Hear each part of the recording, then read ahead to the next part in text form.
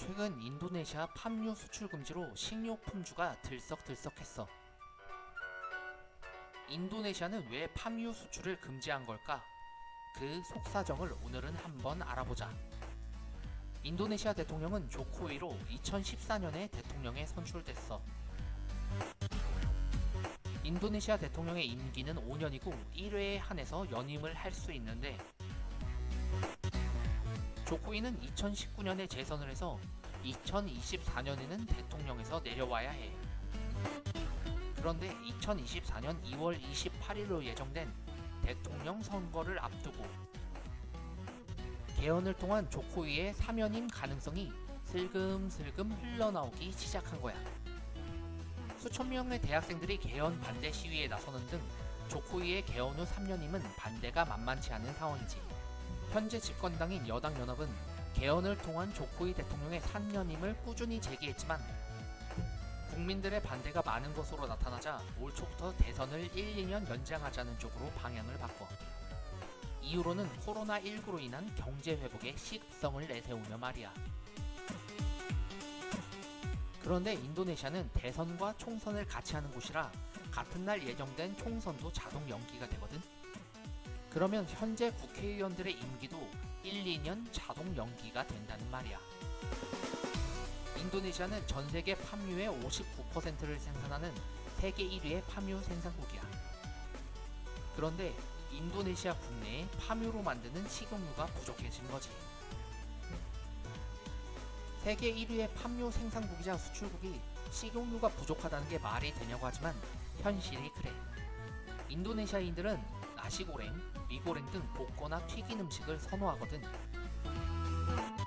그래서 식용유 가격은 민심과 표로 직결되는데, 식용유 가격이 오른다는 건 정치인들에게 심각한 문제야. 그래서 정부가 표를 얻으려고 식용유 가격을 고정시킨 게 식용유가 부족한 발단이 된 거지. 그런 와중에 해바라기 씨유 수출 1, 2위인 우크라이나와 러시아 간의 전쟁으로 인해 해바라기 씨유의 수출이 힘들어지자 같은 식용유 계열인 팜유의 국제 시세가 3배 가까이 올라버린 거야. 국제 시세는 오르는데 인도네시아 국내산 식용유 가격은 고정되어 있다 보니 수출하는 것보다 내수로 돌리면 팜유 생산 기업들의 수익이 많이 줄어드는 상황이 된 거지. 그러다 보니 인도네시아 정부가 팜유의 20%를 국내 식용유 제조용으로 공급한 업체에 한해서 나머지 80%의 수출을 허가한다는 지침을 배포했지만, 인도네시아는 부정부패가 세계 114위 수준으로 부패가 판을 치는 나라다 보니 기업들은 이런저런 뒷돈 등을 공무원에게 건네며 국내에 공급해야 할 팜유를 수출해버리는 게 일상이 돼. 국민 지지율이 중요한 상황에서 식용유 공급이 계속 문제가 되자 결국 조코위 대통령은 4월 28일부터 수출을 완전 금지하는 극단 처방을 내려. 인도네시아는 워낙 팜유 생산량이 많은 나라라 수출이 금지된 팜유들이 국내에 풀려서 충분한 식용유 보급이 이뤄지면 수출 금지가 풀릴 것으로 보이긴 하지만, 부패가 판치는 나라에서 뒷돈에 익숙한 기업들이 정부가 원하는 대로 할지는 의문인 상황이야. 팜유는 식용유 중에서 가장 싼 가격이라 라면, 과자, 빵, 커피 등에 조용히 많이 사용되고 있어. 그래서 팜유의 공급 부족이 안 그래도 들썩이는 국내 물가를 자극할지 신경 쓰이는 상황인 거지.